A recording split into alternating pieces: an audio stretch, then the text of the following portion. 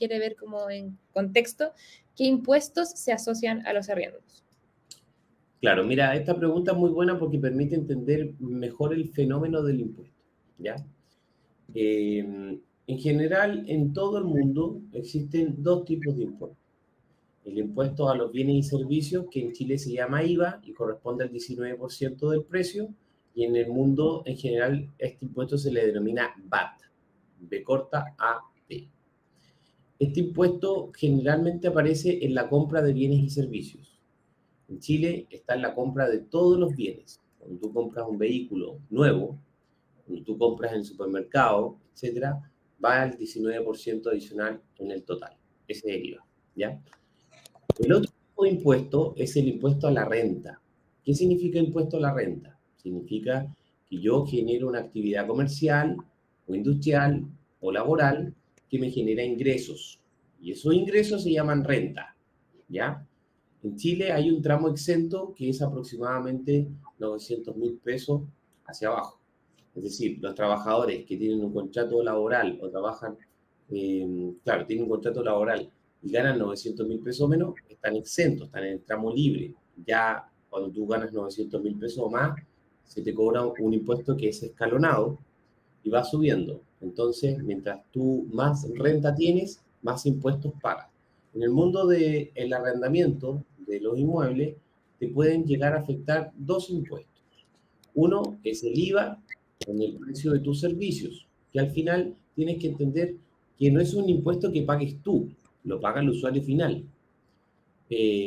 Cuando, por ejemplo, al Netflix se le agregó el IVA, lo que pasó fue que Netflix no pagó más impuestos, sino que trasladó ese costo a ti como usuario final y te subió el valor de la membresía. Antes Netflix era más barato. Luego subió un 19% porque te pasaron ese costo a ti como usuario final. Ese costo no lo sufre la empresa, el proveedor Netflix, sino que lo sufre el proveedor, o sea, el usuario final, el consumidor. Entonces es un impuesto que se traslada. Realmente el IVA cuando tú das en arriendo inmuebles amoblados, tú como propietario no pagas ese impuesto, lo paga tu arrendatario.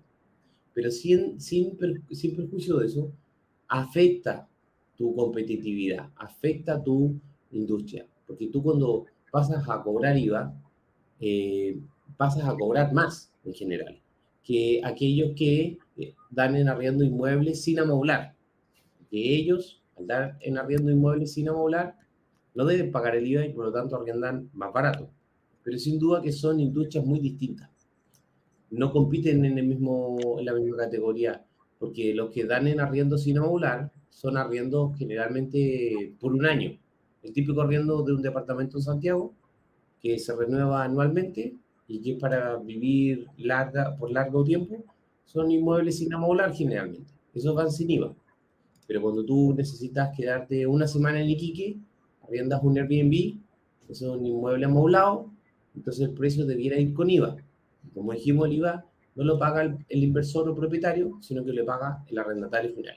Y el otro impuesto que va a ir siempre que tú no estés acogido a DFL2 o que tú seas persona jurídica, es el impuesto a la renta, es decir, a la ganancia, a la utilidad, al beneficio que recibe la empresa por los arriendos. Y ese impuesto, como dijimos, se llama impuesto a la renta y ese lo vas a pagar siempre, a menos que, como dijimos antes, estés acogido al DFL2.